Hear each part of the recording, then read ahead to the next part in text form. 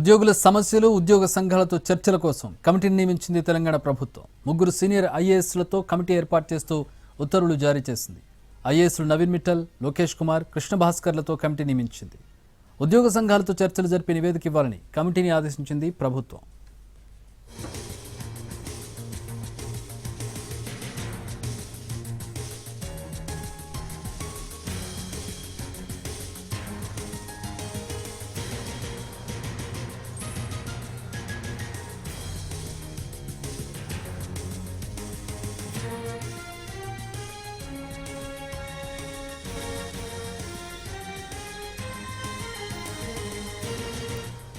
ఉద్యోగుల సమస్యలు ఉద్యోగ సంఘాలతో చర్చల కోసం కమిటీని నియమించింది.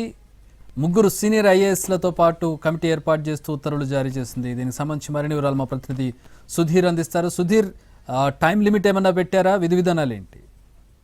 తెలంగాణ ప్రభుత్వం కీలక నిర్ణయం తీసుకుంది. ఉద్యోగుల సమస్యల పరిష్కారం కోసం ముగ్గురు సీనియర్ ఐఏఎస్ అధికారులతోటి ఓ కమిటీని నియామకం చేసింది. నిన్న ఉద్యోగ సంఘాలకు సంబంధించి ముఖ్యమంత్రి రేవంత్ రెడ్డి చేసిన కామెంట్స్పై కొంత ఉద్యోగుల్లో గందరగోళం అయితే నెలకొంది. ఎందుకంటే గడిచిన 17 నెలలుగా తమ సమస్యలు పరిష్కారం అవుతాయని చెప్పేసి, తమ బిల్లులు మంజూరు అవుతాయని చెప్పేసి చాలామంది ఉద్యోగులు ఎదురు చూస్తూ వచ్చారు. కానీ నిన్న ముఖ్యమంత్రి చేసిన వ్యాఖ్యలు ఏవైతే ఉన్నాయో అవి ఉద్యోగుల్లో తీవ్ర అసంతృప్తిని రాజేసినాయని చెప్పేసి చెప్పొచ్చు.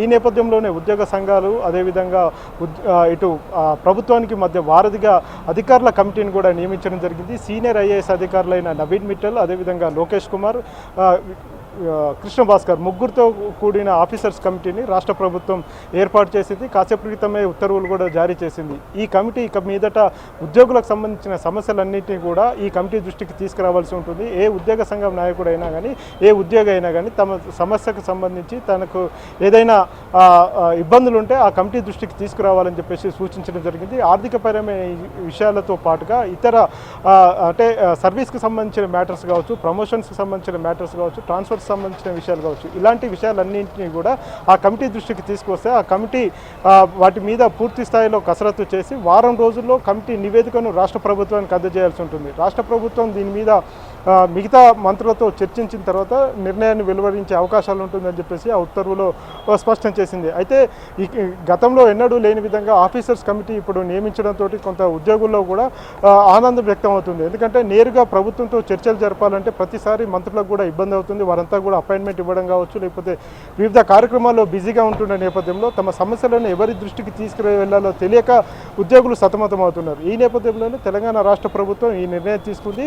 సీనియర్ అధికారులతో కమిటీ వేసింది కాబట్టి సీనియర్ అధికారులు అందరూ ఎప్పటికప్పుడు ఇక్కడ సెక్రటేరియట్లో అందుబాటులో ఉంటారు.